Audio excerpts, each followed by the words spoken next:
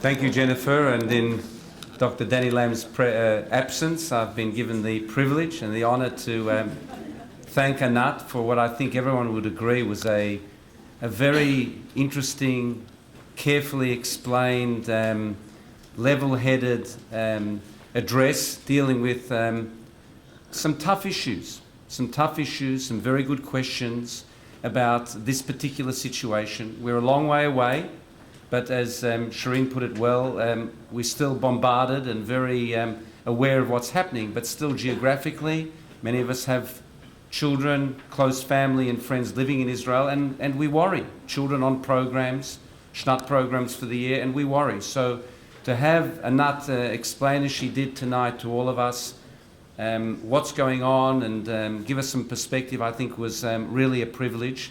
And I want to thank you, Anat. If this first address was anything to go by, we're going to very much enjoy your term of office here at the embassy. And so we wish you b'hatzlacha with all that you're doing, and if you could please acknowledge Anat's contribution this evening.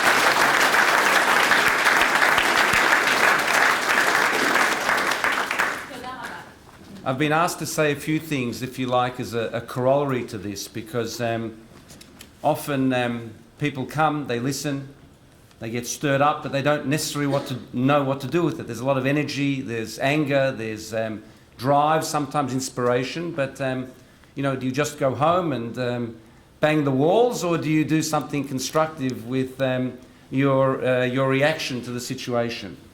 And there are lots of things that can be done, and I want to outline them in a moment. But some of them link in actually to what Anat was talking about and what some of the questions we're dealing with. The old question about the weakness of Israeli Hasbara, and I've been sitting in these meetings, as many of you know, for a very long time, and that same criticism, question, comment has been asked since even when we had Abba Eban as the foreign minister, who was the master Hasbara man. Bibi Netanyahu, you may like him, you may agree with his politics, you may not. He is a master Hasbara man. Even his fiercest critics in Israel acknowledge that, but still, the message doesn't always get through. Why is that? Why is it not obvious that what we say is correct and the world should just understand it, accept it, and take our side? Well, I think most of you would agree and understand that life isn't that simple. And there are a lot of factors, and Anat was asked this question this evening. What's going on? Well, the media just didn't wake up one day and I think say, you know what, we don't like Israel anymore. We used to like Israel, we used to like Jews, now we don't. No, there's been a long process. Many in the media today grew up on campus at a time when it was very fashionable to be critical of colonialism, what the world powers had done in many parts of the world. That was their laboratory for developing many of their ideas. So you see, as they got older, they didn't necessarily change those views. In fact, in many ways, they hardened. Israel is seen as an outpost of some of the United States in the Middle East. So it doesn't matter whether it does right or wrong. By definition, its existence, its activities are negative because they represent a colonial, imperial world power that acts in ways which many of those do not agree with. The old support for the underdog. Those of you who are older than me in this room will remember from the establishment of the state, but take the Six-Day War. Everyone assumed, or many did, that the state of Israel was not going to survive when Nasser announced that he was going to destroy the Jewish people in the land of Israel. We were the underdog. Most of the world supported Israel's Six-Day War campaign and the euphoria after it. Our success, though, changed the balance. And there's some part of human nature which likes to support the one they perceive to be the weak against the one that's strong. The best Hasbara in the world will not necessarily change that internal perspective of human behavior. You can do a lot, you have to inform, but it's not necessarily easy to counter that. There are lots of factors working at this point in time. What do we do about it? How accepting that in fact it is still very difficult. And I think Anat put it very well. Israel has a great responsibility, of course. It's a matter of national survival. But we're sitting here, and I think we understand it. We're part of that process. And as well as Anat spoke tonight, and she spoke beautifully in perfect English, there is a difference between a person who lives in Australia, an Australian citizen, talking to his fellow workers, his colleagues, his friends on the campus, at school, in the workplace, about how we perceive a situation, and someone who's seen as a professional diplomat on behalf of another country presenting a case. And I've got to tell you, the thing that I think resonates the best, and I agree again with Anat here, and I don't think we should be selling ourselves short. And James has joined us, and I thought Premier Daniel Andrews' speech at the Chamber last week put it beautifully. And what was he saying there? He was saying, I don't care what the grievance is. I don't care what the cause is. I don't care about its merits. But if people can't walk down a street in any city in the world, can't get on a bicycle, can't do their shopping, can't go to school without worrying that someone somewhere is going to pull out an axe, a knife, a gun, drive a car over them, whatever, then they're not living in a civilized society anymore. And the Premier put it, I think, extremely well. And that resonates here too. As Anat said, we're seeing it ourselves. Policemen being attacked, people in the Link Cafe being shot, all sorts of incidents, police workers. So when you try and personalize it and ask a person who reads the newspaper and is told and fed this, excessive force, violence, lack of proportionality by the Israeli authorities, and you ask him, so tomorrow morning in Hawthorne Road, how would you feel as you walk to do your shopping and someone from nowhere pulls out a big knife or an axe from a bag and tries to chop your head off? Are you going to feel bad when the police arrive and maybe shoot that guy? That 15-year-old Anat talked about who killed the police worker was killed by the Australian police. I haven't seen any articles yet in the Australian press, and it's not always supportive, as we know, criticising what the police did. In fact, there's been hardly any talk about that fellow after he was killed. The average Australian would say, you know what? The police did exactly the right thing. In Israel, though, I know it's a different story. But if you can personalize that in your conversations, in your messages, in the letters you write, it's very good to write to the press, in representations you make to local members of parliament, all sorts of other fora, this does actually resonate with a reasonable, balanced person, not the ideologue who's grown up with the diet that whatever Israel does is wrong.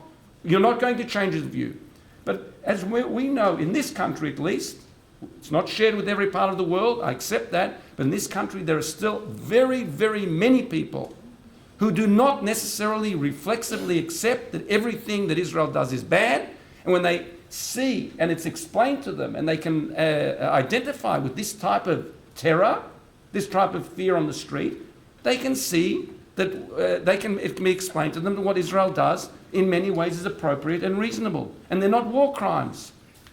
Defending your own people is not a war crime.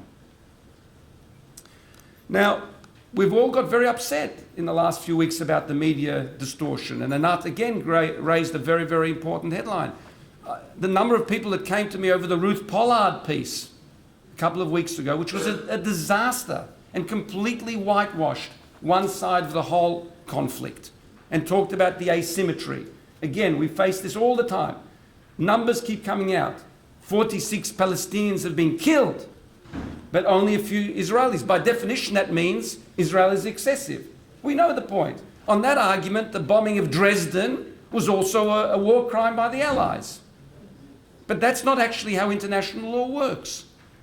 The fact that you kill more people than have attacked you or killed you doesn't necessarily mean that what you've done has not been proportionate or has been excessive. We need to explain that. Most people do not understand that international legal jargon. It's very important in simplistic terms to try and explain to people what that's all about.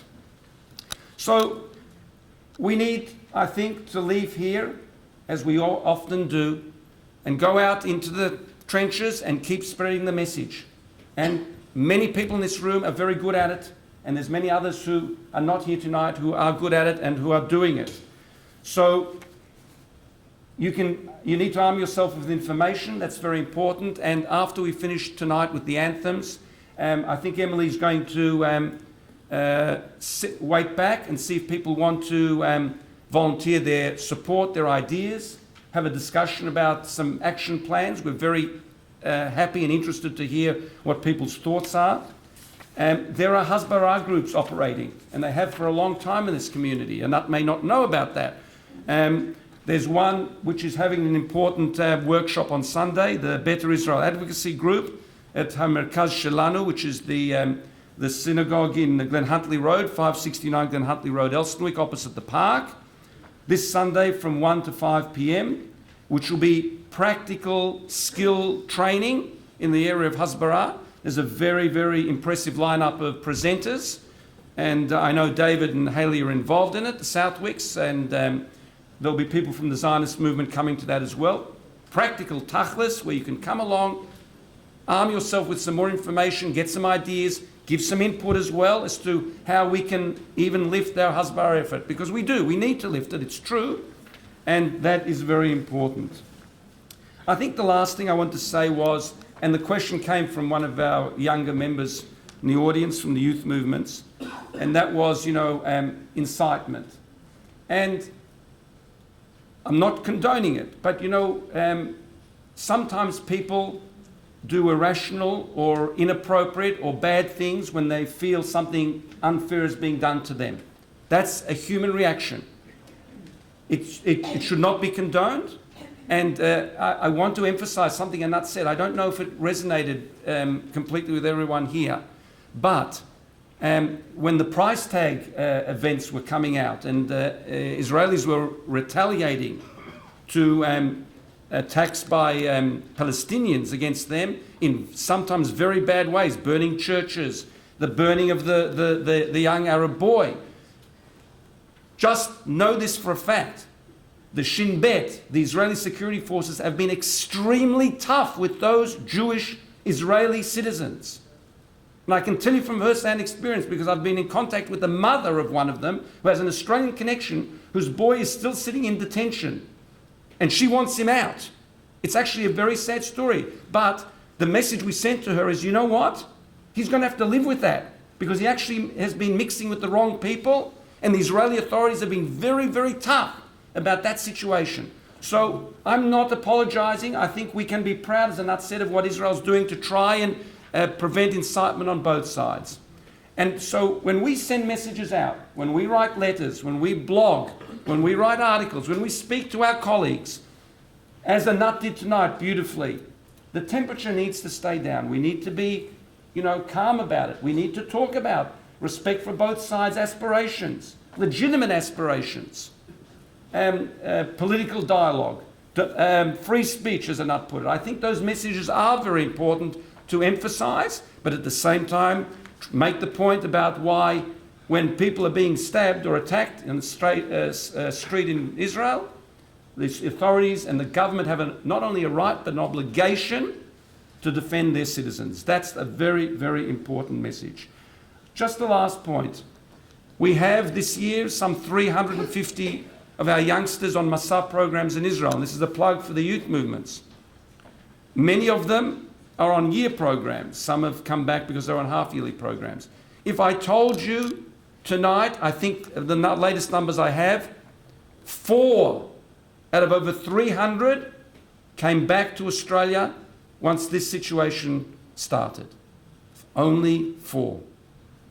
So if our own kids, and with the support of their parents, are prepared to say, you know what, you've come on a program to Israel, you're there with the Israelis, no one runs out, we're in it together with all of the fear, all of the concerns, and I don't criticize anyone who does come back, but I just make the observation, our own people have stuck it out because they feel an association, an affinity with the people of Israel at this difficult time. I think if they can do that, then we can certainly do as much as possible in the Hasbara effort here in this country.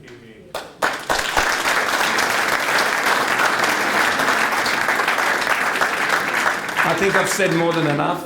If everyone would please rise for the